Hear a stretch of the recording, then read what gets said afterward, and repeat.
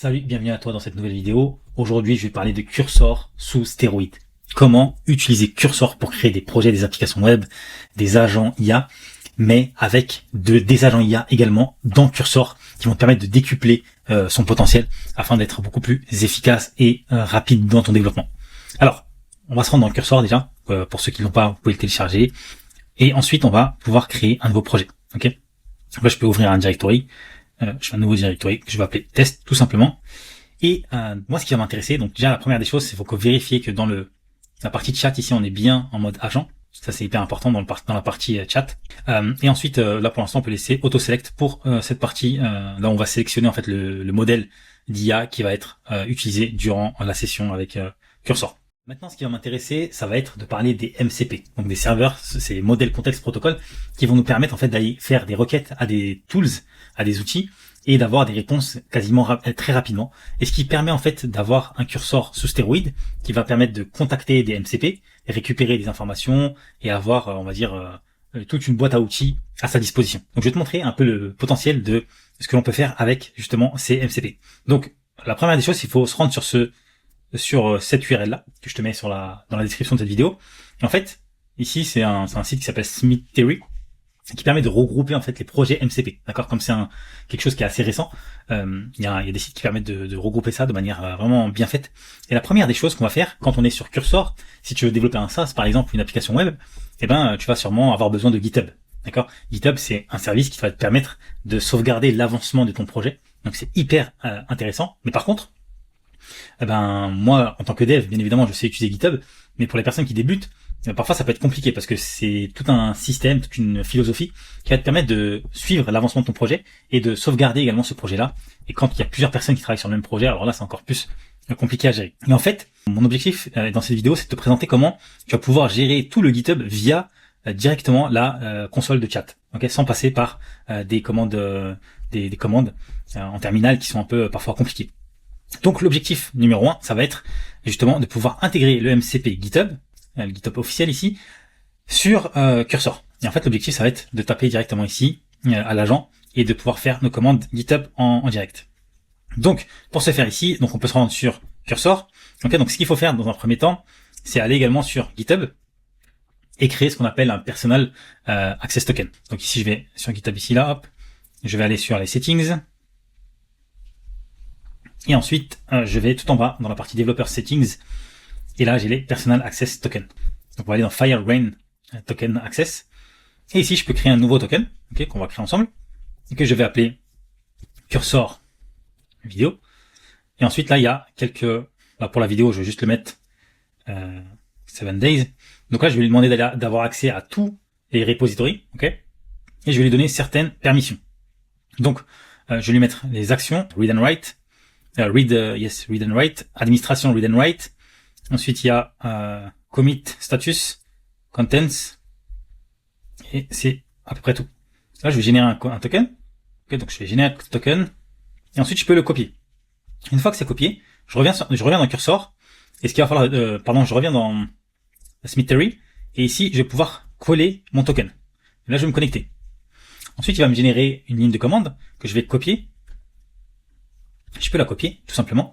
Et ici, dans mon cursor, j'ai une partie qui s'appelle MCP, justement. Alors, une première chose également, dans les features, ce qui est intéressant, c'est d'activer cette partie-là, ce qu'on appelait avant le YOLO mode. Aujourd'hui, ça s'appelle le Auto Run mode, ce qui va permettre, en fait, tout simplement à l'agent de prendre des décisions et de réaliser des commandes. Par contre, ce qui est important de faire, moi, j'ai rajouté des commandes qui sont entre guillemets la blacklist des commandes, donc des commandes que ne peut pas faire l'agent de manière autonome, et notamment c'est tout ce qui est commande remove, là on va supprimer des choses, etc., etc. Toutes ces commandes là, je les ai mises manuellement dans cette blacklist, ok. Et donc tu peux faire exactement la même chose en copiant-collant ce que je t'ai donné. Ça c'est la première des choses. Ensuite, la deuxième des choses, c'est dans les MCP. Donc ici je peux rajouter un nouveau global MCP server. Ici ça se représente comme ça. Peut-être que toi sur ton cursor, tu vas avoir une commande avec écrit commande ou SSE. Donc dans ces cas-là, tu peux sélectionner commande et tout simplement copier et coller ce que tu as récupéré ici. Moi dans mon cas de figure, c'est un .json, et donc dans ces cas-là, j'ai tout simplement juste ici à remplacer mon token que j'ai mis avec celui-ci la clé, pardon. Voilà, je vais copier ça et je vais la mettre ici. Voilà. Donc là, j'ai exactement la même chose et je peux pouvoir me connecter directement sur mon MCP. Une fois que c'est bon, ici on peut rafraîchir et on voit qu'on a bien accès à toutes les fonctionnalités qui sont disponibles dans ce MCP. Donc là, un petit déconnexion, mais voilà, ça se reconnecte. Donc là, ce que je vais pouvoir faire, c'est aller rechercher des repositories, créer un repository, aller chercher des documents, des files, etc. Et donc ça, c'est hyper intéressant. Même créer des branches, etc. Tout ça pour dire que ce MCP GitHub, il va te permettre de créer tout simplement un projet. Donc là, par exemple, si par exemple je rajoute un fichier ici, un fichier TXT, par exemple, là, je vais lui dire add files and commit to my repository. On va voir s'il arrive déjà à récupérer les informations. Yes. Ok, donc là, on voit qu'il y a un problème parce qu'il n'a pas lancé le MCP comme je le souhaitais. Juste sélectionner le sonnet max, le sonnet, pardon, et je vais lui dire use.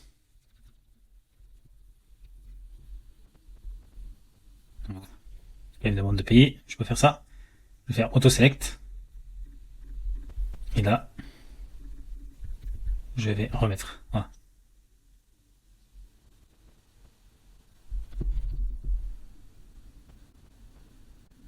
Donc là, il me demande quel est le nom du repository. Je vais mettre juste test vidéo dans un premier temps. Et voilà. Donc là, ce qui est intéressant, c'est qu'il fait un call MCP Tools. Donc là, il a créé un nouveau repository qui s'appelle test vidéo dans mon repo GitHub. Ça, c'est vraiment cool. Et maintenant, je vais dire could you push the code.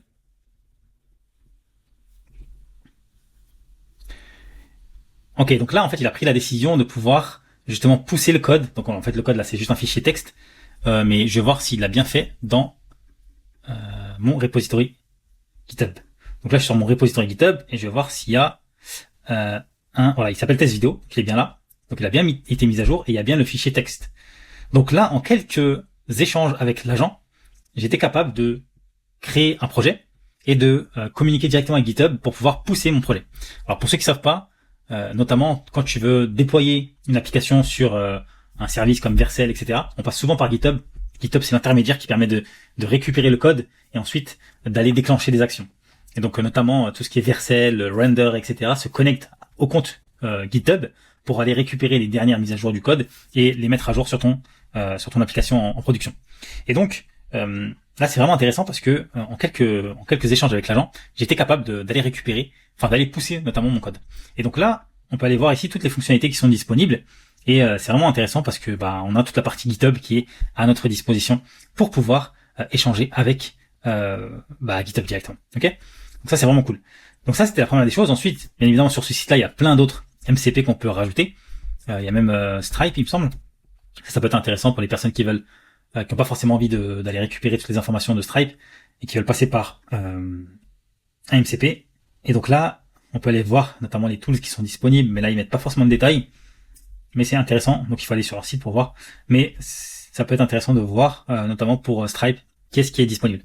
Donc là, c'est le même mécanisme, c'est la même configuration. Il suffit d'aller sur Cursor, de mettre son API key Stripe et pour pouvoir valider et authentifier la connexion. La deuxième des choses que je voulais te montrer dans cette vidéo, c'est Browser Tools. Donc ça, c'est intéressant pour les personnes qui veulent créer justement des applications web. Moi, j'ai créé plein de SaaS dans ma carrière et dans ma vie, et c'est vrai que il y a des choses qui sont chiantes que l'on fait, qu'on n'avait pas l'opportunité de changer auparavant, mais qu'on a l'opportunité aujourd'hui de pouvoir améliorer cette partie-là grâce notamment à l'IA et aux agents. Et donc ça, Browser Tools, c'est un outil que j'ai découvert qui est vraiment pas mal, qui permet tout simplement d'aller sniffer, on va dire, toute la console du navigateur web.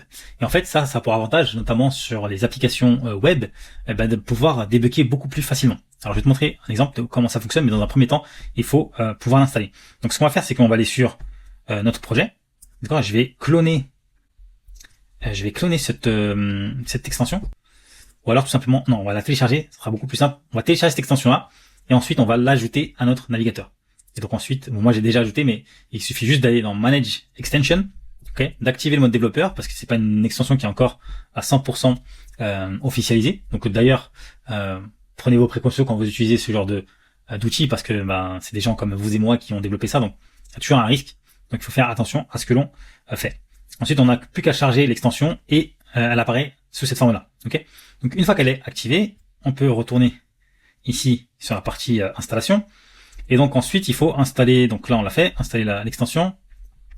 Ok, ça c'est bon, ça c'est bon. Maintenant, on peut aller dans effectivement dans MCP Tools et pour pouvoir installer le MCP serveur.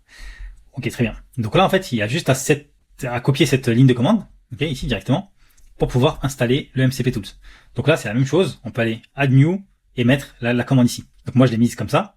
Mais toi, si tu as la pop-up de commande avec le CMD qui apparaît, comme c'est fait ici, voilà. Si tu as si t'as cet écran-là, c'est beaucoup plus facile. Tu as juste à mettre commande là, un nom, et puis de copier la commande, et de coller la commande. Une fois que tu auras fait ça, le browser tools va apparaître ici. Et donc là, par exemple, je peux lui demander, par exemple, de faire could you take a screenshot of the browser. Donc là, je vais lui demander de prendre un screenshot mon browser web. Et donc là, on voit bien qu'il va appeler. Ah, mais là, il me dit qu'il y a une erreur. Ok, il n'est pas en train de runner. Effectivement, tout à fait. Donc la dernière chose qu'il faut faire avant de pouvoir utiliser et jouer avec ça, c'est de run de browser tool server. Ok. Donc là, je vais aller là et je vais le copier et je vais le coller tout simplement ici dans mon terminal cursor. Voilà.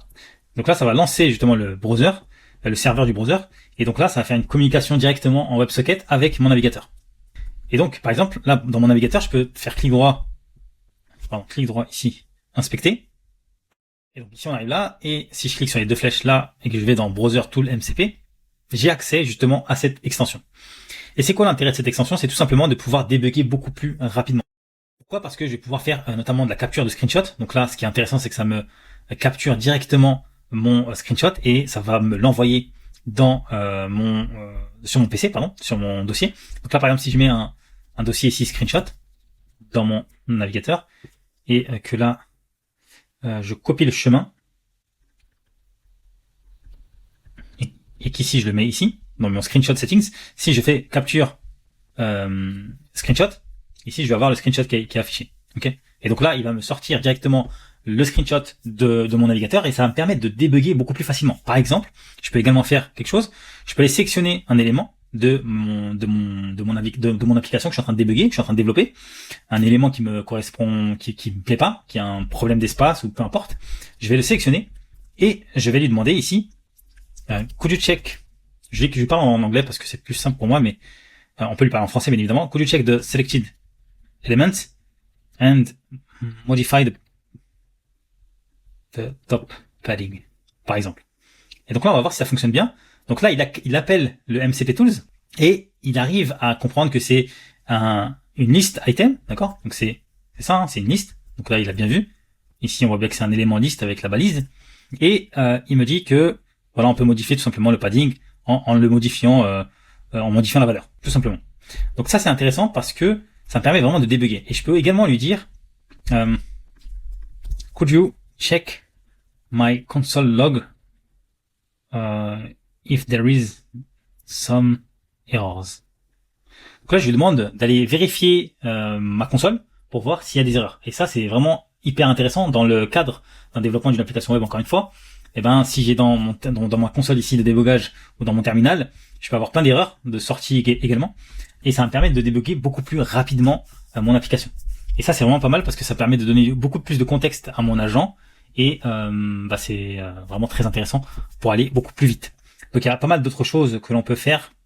Ça me permet aussi d'aller chercher les erreurs de réseau. En fait, tout ce qui se passe ici dans mon navigateur également, ça me permet d'aller vraiment voir et scruter, analyser tout ce qui se passe en termes d'erreurs, etc. Et principalement, c'est ça vraiment le gros intérêt de cette extension. Donc voilà, là on est bien connecté, on a les informations. Donc voilà, si vous voulez développer des applications web beaucoup plus rapidement, je vous conseille fortement d'utiliser ces deux solutions-là. Donc le GitHub pour pouvoir sauvegarder l'avancement de son projet et les browser tools qui permettent de scruter ce qui se passe dans le navigateur et de pouvoir débugger beaucoup plus rapidement. Si cette vidéo t'a plu, n'hésite pas à t'abonner et à mettre un like. et regarde le premier lien dans cette vidéo. Je t'ai mis ainsi une analyse complète du business des agents IA et comment tu peux toi également te positionner. Je te remercie et je te dis à bientôt dans une prochaine vidéo.